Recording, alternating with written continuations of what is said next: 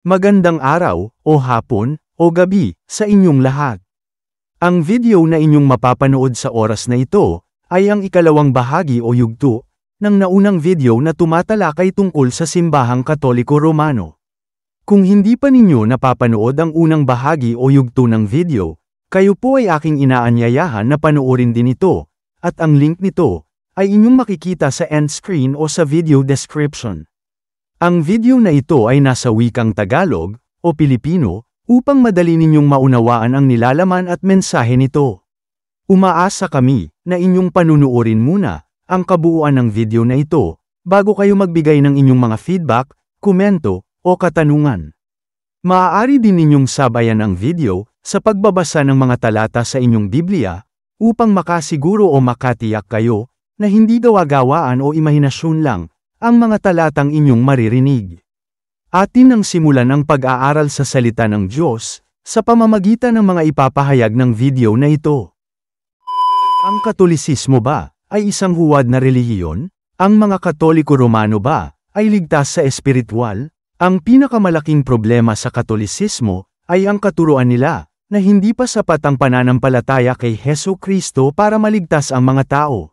Malinaw at paulit-ulit na itinuturo sa Biblia na ang pagtanggap kay Jesus bilang kanyang tagapagligtas, sa biyaya, sa pamamagitan ng pananampalataya, ang susi sa kaligtasan. Juan 1, talata 12, Juan 3, talata 16, 18 at 36, Gawa 16, talata 31, Roma 10, talata 9 hanggang 10 at 13.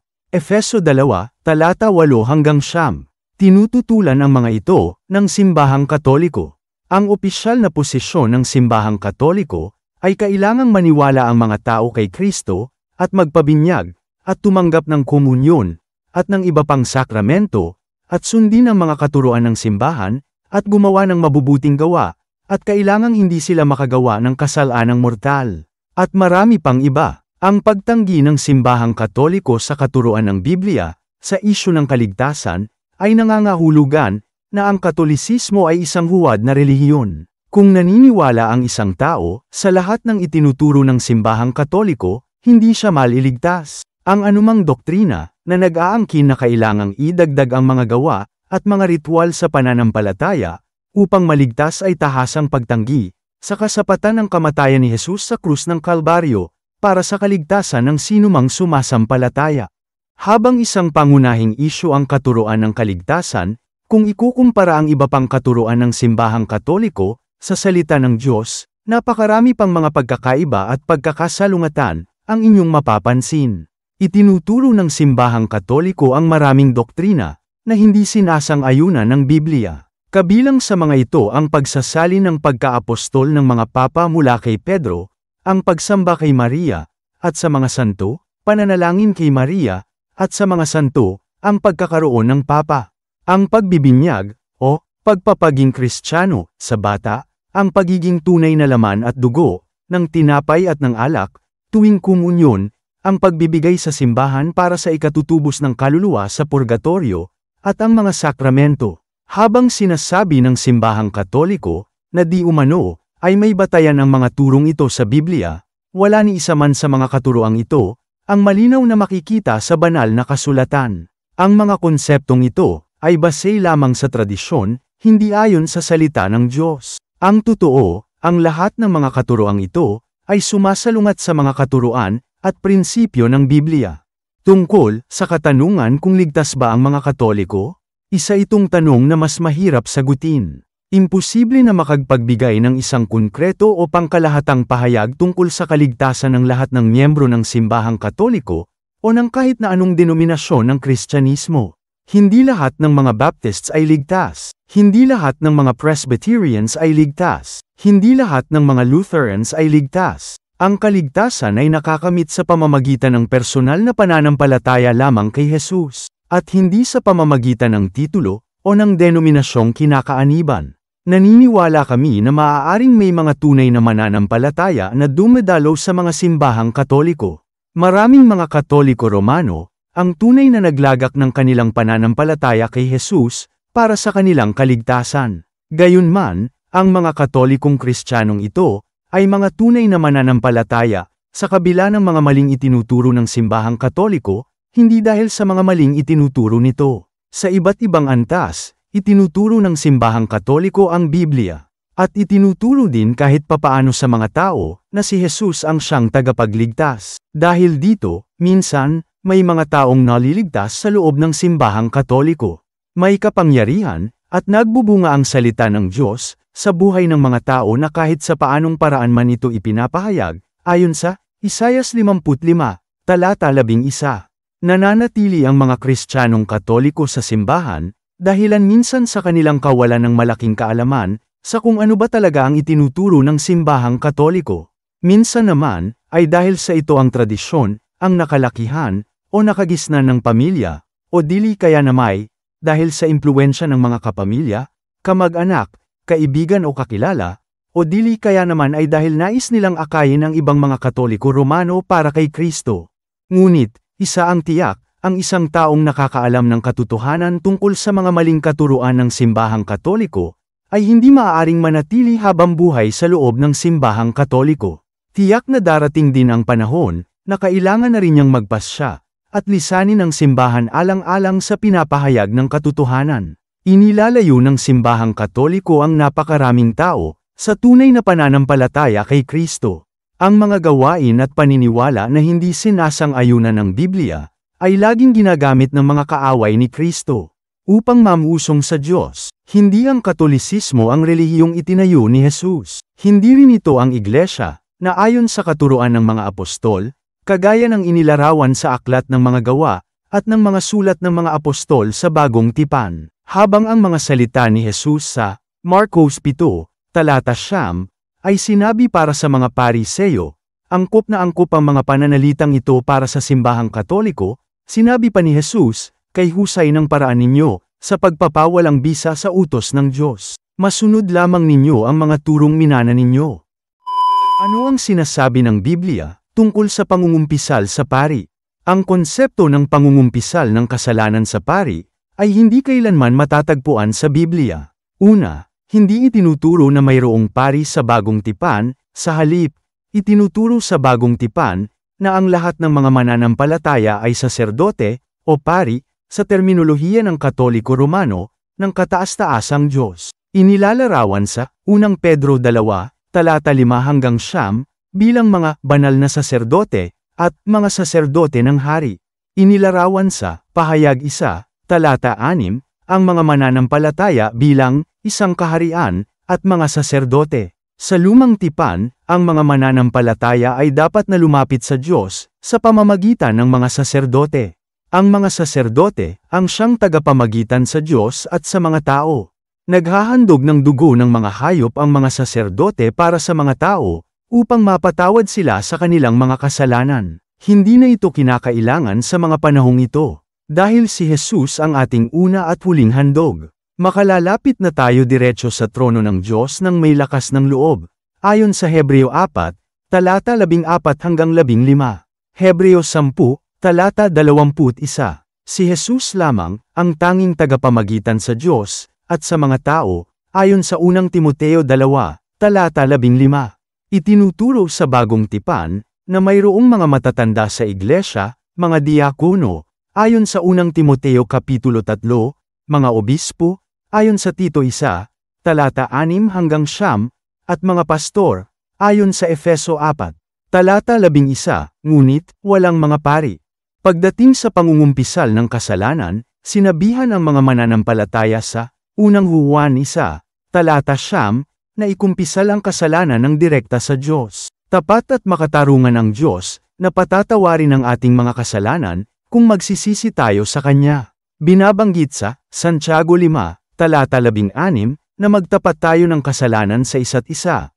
Ngunit, hindi ito katulad ng pangungumpisal sa pari, kagaya ng itinuturo ng simbahang Katoliko Romano. Hindi binanggit sa konteksto ng Santiago 5, talata 16, ang pari, o ang mga namumuno sa simbahan. Gayon din, hindi binabanggit sa Santiago 5, talata 16, ang kapatawaran ng kasalanan, sa pamamagitan ng pagtatapat ng kasalanan sa isa't isa. Ibinabase ng simbahang Katoliko ang katuroang ito ng pangungumpisal sa pari, sa kanilang tradisyon. Ginagamit nilang pangsuporta ang Juan 20, talata 23, kung saan sinabi ni Jesus sa mga apostol, "Sino mang inyong patawarin ng mga kasalanan, ay ipinatatawad sa kanila. Sino mang hindi ninyo patawarin ng mga kasalanan, ay hindi pinatatawad." Mula sa talatang ito, inaangkin ng mga Katoliko, na di umano, binigyan ni Jesus ang mga apostol ng kapangyarihan na magpatawad ng mga kasalanan, at ang kapangyarihan nilang ito, ay ipinasa nila sa kanilang mga kahalili, walang iba, kundi, sa mga pari, at obispo ng simbahang Katoliko. May problema sa interpretasyong ito.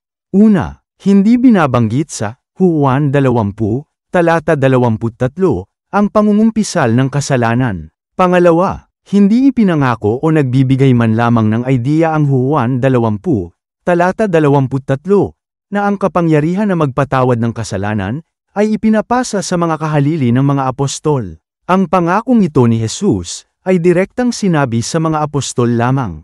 Pangatlo, ni hindi itinuturo saan man sa bagong tipan, na magkakaroon ng kahalili ang mga apostol. Gayun din naman, ginagamit ng simbahang Katoliko ang Mateo 16, talata 18, at Mateo 18, talata 18, ang pagtatali, at pagkakalag, bilang ebidensya sa karapatan ng mga paring Katoliko, na magpatawad ng mga kasalanan. Muli, ang konsepto ng pangungumpisal ng kasalanan sa pari, ay hindi matatagpuan saan man sa banal na kasulatan. Sa Diyos lamang, natin maaaring ikumpisal o ipagtapat ang ating mga kasalanan, unang Juan 1, talata 9. Bilang mga mananampalataya sa ilalim ng bagong tipan, hindi natin kailangan ang ibang tagapamagitan upang ilapit tayo sa Diyos. Maaari na tayong direktang lumapit sa Diyos, dahil sa paghahandog ni Kristo ng kanyang sarili, para sa atin. Sinasabi sa 1 Timoteo 2, talata 5, sapagkat may isang Diyos, at may isang tagapamagitan sa Diyos, at sa mga tao, ang taong si Kristo Jesus. Bigyang pansin ninyo ang mga sumusunod na talatang ito. Kinilala ko ang aking kasalanan sa iyo, at hindi ko ikinubli ang aking kasamaan, aking sinabi. Ipahahayag ko ang aking paglabag sa Panginoon, at iyong ipinatawad ang bigat ng aking kasalanan. Mga awit 32, talata 5. Magsisi nga kayo, at magbalik loob para sa pagpawi ng inyong mga kasalanan. Ito ay upang dumating ang mga panahon ng pananariwa mula sa harapan ng Panginoon. Gawa 3, talata 11. Mga awit 51, talata 1 hanggang 4.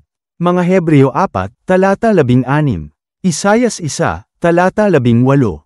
Ang mga talatang ito ay nagpapatunay na tayo ay inuutusang lumapit ng diretsyo sa Diyos, at hindi sa pamamagitan pa ng tagapamagitan. Kung atin ding pag-iisip ang mabuti ito, bakit kailangan pa nga bang mangumpisal sa pari, o sa ibang tao, kung pwede naman kayong lumapit ng diretsyo sa Diyos? Pinagbabawalan ba kayong mangumpisal ng diretsyo sa Diyos? Mas gusto pa ba ninyong malaman ng ibang tao ang mga kasalanang nagawa ninyo? Ano ang sinasabi ng Biblia tungkol sa purgatorio? Ayon sa diksyonaryo ng Katoliko Romano, ang purgatorio ay isang lugar o kondisyon ng pansamantalang pagpaparusa para sa mga namatay na hindi lubusang nakalaya mula sa mga kasalanang venial, o hindi nila nabayaran ng buo ang kanilang mga kasalanan noong sila ay nabubuhay pa. Sa ibang salita, sa teolohiya ng simbahang Katoliko, ang purgatorio, di umano, ay ang lugar para sa mga kaluluwa ng mga namatay na Katoliko, kung saan lilinisin muna sila sa kanilang mga kasalanan, na hindi nila napagdusahan dito sa lupa, at nangangailangan sila ng mga panalangin mula sa kanilang mga kamag-anakan, na buhay pa, upang payagan silang makapasok sa kaharian ng langit. Ang katuruan, o doktrinang ito ng purgatorio, ay naaayon o matatagpuan ninyo ba sa Biblia? Sa kasamaang palad, ang sagot po dito ay isang malaking hindi. Namatay si Jesus, upang pagdusahan niya ang kabayaran ng ating mga kasalanan, ayon sa Roma 5, talata 8. Idineklara sa Isayas 53, talata 5, ngunit siya'y nasugatan dahil sa ating mga kasalanan, siya'y binugbog dahil sa ating pagsuway, ang kaparusahan na nagdala sa atin ng kapayapaan, ay nasa Kanya, dahil sa Kanyang mga sugat ay nagsigaling tayo. Nagdusa si Jesus upang matubos niya ang ating mga kasalanan. Ang kaisipan na kailangan pa rin nating bayaran. Ang ating mga kasalanan, ay pagturing, na hindi pa rin sapat ang ginawang sakripisyo ni Jesus noon sa krus ng Kalbaryo, noong siya ay narito pa sa ating mundo. Ang sabihin na kailangan pa rin nating pagbayaran ang ating mga kasalanan sa purgatorio, ay tahasang pagtanggi sa kasapatan ng buhay na inihandog ni Kristo para sa atin, ayon sa unang Juan 2, talata 2. Ang idea na kailangan pa rin nating magdusa para sa ating mga kasalanan pagkatapos ng ating kamatayan, ay sumasalungat sa lahat ng itinuturo ng Biblia tungkol sa kaligtasan. Ang pangunahing talata sa Biblia na ginagamit ng mga Katoliko para sa pagpapatunay ng pag-iral or existence ng purgatorio ay ang 1 Korinto 3, talata 15, kung saan sinasabi, at kung masunog, mawawala ang kanyang gantimpala, maliligtas pa rin siya, lamang ay parang nagdaan sa apoy.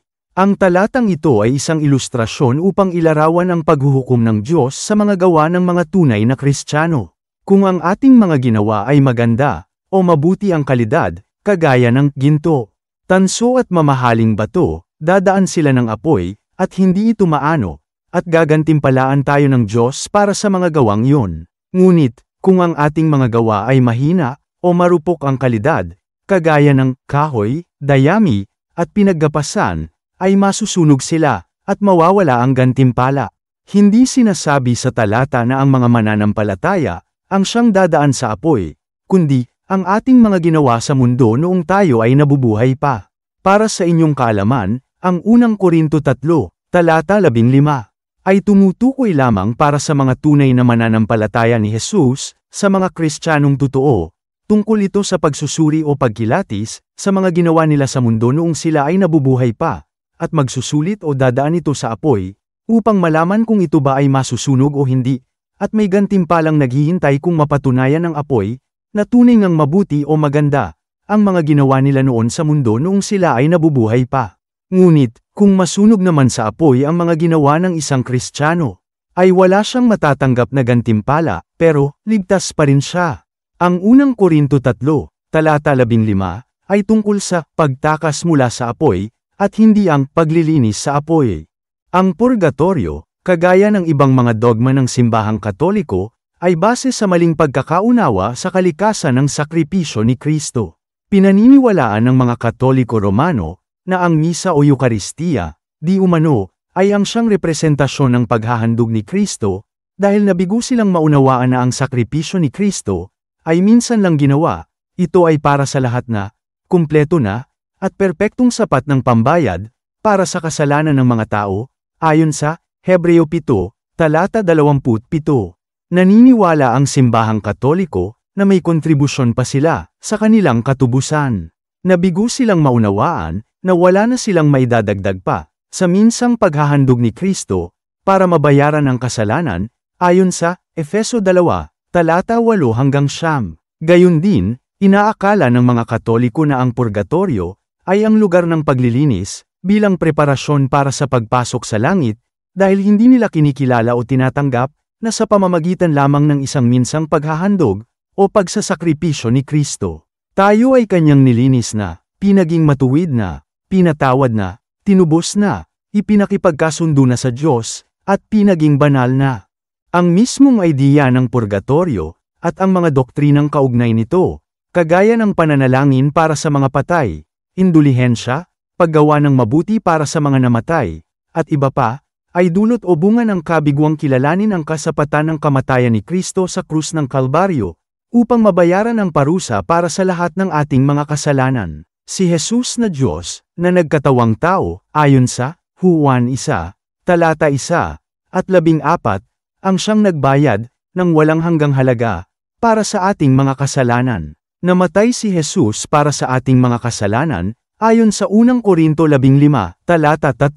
Si Jesus lamang, ang tanging pampalubag loob sa ating mga kasalanan, ayon sa 1 Juan 2, talata 2.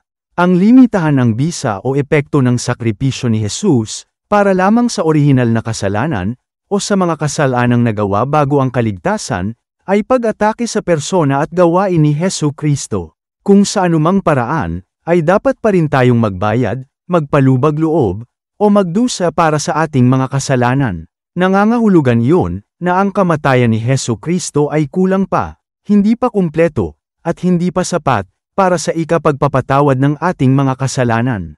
Para sa mga tunay na mananampalataya ni Kristo, ang mamatay, ay, ang umalis sa katawang ito, at tumahan kasama ng Panginoon. Ikalawang Korinto 5, talata 6 hanggang 8. Filipos 1, talata 23. Pansinin ninyo rito, na hindi naman sinabi na, ang umalis sa katawang ito, ay mapunta sa purgatorio, sa apoy ng paglilinis. Basahin din natin ang, mga Hebreo 9, talata 27, narito ang sinasabi, at yamang itinakda sa mga tao ang mamatay na minsan, at ang pagkatapos nito ay ang paghuhukom. Malinaw na pinapahayag rito, na may paghuhukom na agad, ang naghihintay sa tao o sa kanyang kaluluwa, matapos niyang pumanaw sa mundo. Wala nang lugar ng hintayan pa, kung sa langit ba o sa impyerno, patutungo ang kaluluwa ng isang tao kapag siya ay pumanaw. Kung ganon, ay walang katotohanan ang pag-iral or existence ng likhang isip na, purgatorio. Dahil sa perpekto, sapat, at kumpleto na, ang inialay na handog ni Kristo, at sa isang iglap, pagkatapos ng ating kamatayan, kung ikaw ay isang tunay na Kristiyano, ay pupunta sa presensya ng Panginoon sa langit, na lubusang nilinis na, pinalaya na sa kasalanan, niluwalhati na, at pinaging banal na. Pag sumikapan nating magbasa, mag-aral, o magsuri sa salita ng Diyos, sa Biblia, upang tayo mismo, ay malaman natin kung ano ba talaga ang totoo, at huwag tayong basta-basta nagpapaniwala sa mga sinasabi o pinapangaral sa inyo, ng mga mangangaral sa inyong simbahan o relihiyon. Huwag ninyo pababayaan ang inyong mga sarili na malinlang, o maloko ng mga katuroang sumasalungat sa tamang katuruan ng Biblia. Ano ang Kristiyano? Ang talasalitaan na isinulat ni Webster ay nagsasabing ang Kristiyano ay isang taong nagpapahayag ng kanyang paniniwala kay Jesus bilang tagapagligtas, o kaya na may isang taong naniniwala sa relihiyong nakabatay sa mga itinuro ni Jesus. Bagamat ito ay isang magandang pakahulugan sa salitang Kristiyano, hindi ito ang sapat na kahulugan kung ano nga ba ang isang tunay na Kristiyano ayon sa itinuturo ng Biblia. Ang salitang Kristiyano ay 3 beses na ginamit sa Bagong Tipan. Sa Gawa 11:26, Gawa 26:28, at 1 Pedro 4:16. Ang mga alagad na Jesucristo ay unang tinawag na Kristiyano sa Antioquia, Gawa 11:26. Dahilan sa kanilang mga kilos, gawain at pananalita na katulad ng kay Kristo. Ito ay orihinal na ginamit ng mga hindi mananampalatayang taga-Antioquia bilang isang mapanirang tawag upang pagtawanan ang mga Kristiyano. Ang literal na kahulugan ng salitang ito ay pag-aari ni Kristo o alagad ni Kristo, na katulad sa pagpapakahulugan ng talasalitaang isinulat ni Webster. Sa kasamaang palad sa pagdaan ng mga panahon, ang salitang Kristiyano ay tila nawala ng kabuluhan at karaniwang ginagamit ng mga taong relihiyoso o nagtitiwala sa sariling moralidad na hindi naman mga totoong isinilang na muli sa Espiritu bilang mga alagad ni Jesucristo. Maraming tao na hindi naniniwala at nagtitiwala kay Jesucristo ang nag-aakalang sila ay Kristiyano dahil nagsisimba sila o kaya na may nakatira sa isang Kristiyanong bansa. Ngunit ang pagpunta sa simbahan, ang paglilingkod sa mga taong mas kapuspalad kaysa sa iyo, o ang pagiging mabuting tao ay hindi makatutulong sa iyo upang ikaw ay maging isang Kristiyano. Ayon sa isang ibanghilista, ang pagpunta sa simbahan ay hindi magpapaging Kristiyano sa isang tao, kagaya ng hindi ka pwedeng maging isang sasakyan kung pupunta ka lang sa garahe. Bilang miyembro ng isang simbahan, regular na dumadalo sa mga gawaing pagsamba at nagbibigay para sa mga gawain ng simbahan, ang mga gawain ito ay walang kakayahang gawing Kristiyano ang isang tao. Ang Biblia ay nagtuturo na ang ating mabubuting gawa ay hindi makatutulong upang tanggapin tayo ng Diyos. Sinasabi sa Tito 3:5 na hindi dahil sa mga gawa sa katuwiran na ginawa nating sarili, kundi ayon sa kanyang kaawaan ay kanyang iniligtas tayo. sa pamamagitan ng paghuhugas sa muling kapanganakan at ng pagbabago sa Espiritu Santo. Ang Kristiyano ay isang taong ipinanganak na muli sa kapangyarihan ng Espiritu Santo. 1:3, 1:7, 1 Pedro 1:23. At inilagak ang kanyang pananampalataya at pagtitiwala kay Hesukristo para sa kanyang kaligtasan.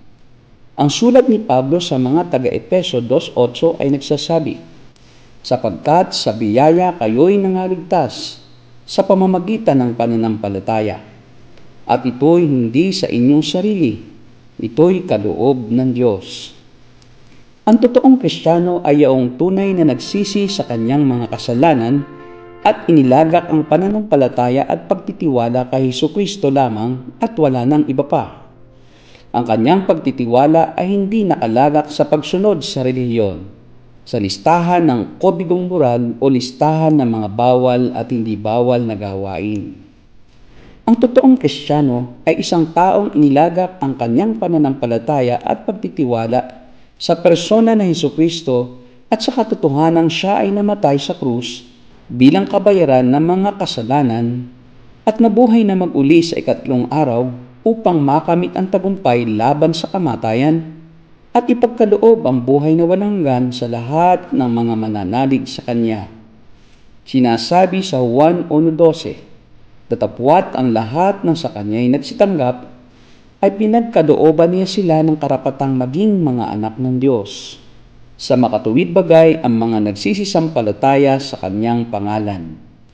Ang totoong Kristiyano ay isang tunay na anak ng Diyos, kabahagi sa pamilya ng Diyos at isang taong pinagkalooban ng bagong buhay kay Kristo. Ang tatak ng isang tunay na Kristiyano ay pag-ibig sa kapwa mananampalataya at pagiging masunurin sa salita ng Diyos. 1:2:4, 1 Juan 2:10. Ito ang aming sagot sa tanong na, ano ang Kristiyano? Kung sa mga oras na ito, ay mayroon kayong nararamdamang pagsalungat o pagkontra sa mga pinahayag ng video, dahil sa ang pakiramdam ninyo ay inaatake, sinisiraan, o tinutulig sa lamang ang relihiyon o paniniwala na inyong kinagisnan, kinakaaniban o kinabibilangan, hindi namin kailanman intensyon ang saktan ang inyong mga damdamin. Ang pinakalayunin ng video na ito, ay ang magbahagi o magpahayag lamang ng mga katotohanan, na dapat ninyong malaman, na tanging hinango lamang mula sa salita ng Diyos. Sa Biblia, kung mayroon kayong hindi pagsang-ayon sa inyong mga nakita o narinig dito, aming nirerespeto o ginagalang ang inyong opinyon, ngunit, nais kong ipagbigay alam sa inyo, na hindi kayo sa amin sumasalungat o kumokontra, kundi sa Diyos. Kung sa pag-aakala ninyo na tama o tumpak, ang mga katuruan o pangangaral ng relihiyong inyong kinabibilangan, bakit hindi kayo magbasa, magsuri, mag-aral at magsaliksik ng sa sarili ninyo, upang mapatunayan ninyo sa inyong mga sarili na tama nga ang relihiyong inyong pinili. Minsan, ang problema natin, ganun natin kat hindi ipagtanggol o protektahan ang ating relihiyon, ngunit, ang ating personal issue, ay hindi naman tayo nagbabasa o nag-aaral ng Biblia. Sunod-sunuran lang tayo, nang hindi na nagsusuri o nagsasaliksik pa sa Biblia.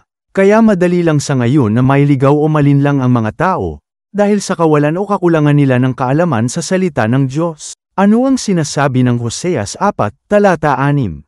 Ang aking bayan ay nawawasak, dahil sa kakulangan ng kaalaman. Hindi sa amin galing ito, sa Biblia po.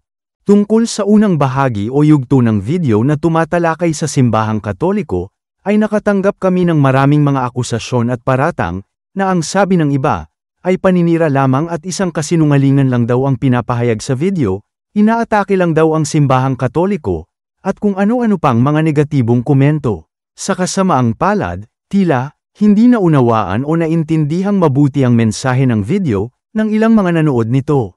Nais kong ipagbigay alam sa kinauukulan, na hindi ang may likha ng video ang inyong inaalipusta o tinutulig sa, kundi ang Diyos. Kung kaya nga mapapansin ninyo, na malinaw na binabanggit sa video ang mga talata, bilang mga references ninyo, na inyong makikita o mababasa sa Biblia. Sa kabila nito, at kung pinili pa rin ninyo, na hindi maniwala o sumang-ayon sa mga talatang nabanggit sa video, Nais kong ipagbigay alam sa inyo, na malaki ang problema ninyo sa harapan ng Diyos, dahil sa inyong direktamenteng pagtanggi at pagsuway sa mga katotohanang pinapahayag, sa pamamagitan ng mga salita mismo, ng Diyos, na nagmula sa Biblia, at mas higit pa ninyong nais paniwalaan ang kathang tao na relihiyon at tradisyon. Ang aking paalala sa mga kinauukulan, na tiyakin lamang po ninyo sa inyong mga sarili, na sa pagdating ng paghuhukom ni Heso Kristo sa sanlibutan, ay kaya kayong mailigtas ni Maria, ng mga santo at santa, ng mga pari, at ng Santo Papa.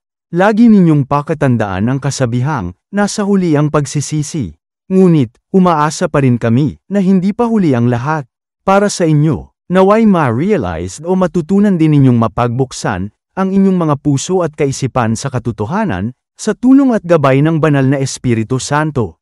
Pag-aralan din ninyong putulin o lagutin, ang tanikalang gumagapos sa inyong nakagisnang paniniwala o relihiyon. Sa mga sumasang-ayon na manunood ng video na ito, maraming salamat po sa inyong suporta. Nawa ay pinagpala kayo ng mensahe ng video na ito. To God be the glory. Dear friends, beware of false prophets and deceitful teachers who distort the pure gospel of Jesus Christ. These individuals, often cloaked in religious garb, prey on the vulnerable and unsuspecting. Their twisted doctrines and manipulative tactics can lead to spiritual ruin and irreparable harm. It is imperative for everyone to exercise discernment and vigilance when encountering religious groups that claim to espouse the teachings of Jesus Christ. These cults may present themselves as benign, or even as the sole bearers of the true gospel, but their actual teachings are often rife with dangerous distortions and falsehoods. Discern carefully the teachings you embrace. Test every spirit. As the Bible warns, prioritize studying the Word of God for yourself, seeking guidance from true mature Christian believers, and cultivating a deep relationship with Jesus Christ. Do not be deceived by their teachings of exclusive salvation through membership in their church, promises of prosperity, miracles, or special revelations. The true gospel is centered on the sacrificial love of Jesus Christ, His atoning death, and His triumphant resurrection. It is a message of grace, redemption, and reconciliation with God. The consequences of falling prey to such cults can be grave, leading to spiritual, emotional, and even physical harm. Therefore, we urge everyone to thoroughly examine the teachings and doctrines of any religious group, comparing them with the unadulterated message of the Bible. Carefully study, search the Bible yourself, and continuously seek for the truth shall set you free. Remember, salvation is found only in Jesus Christ, and it is a free gift of God's grace, not something to be earned through good works, church membership, or manipulated through human schemes. Protect yourselves, and warn your loved ones, from the dangers of religious deception. Thank you for watching. If you enjoyed this video, be sure to smash that subscribe button for more worth-watching content like this, and turn on the notification bell so you never miss out on any of my future videos. I am inviting you to also watch my other uploaded videos in my YouTube channel. Until next time, and see you in the next video.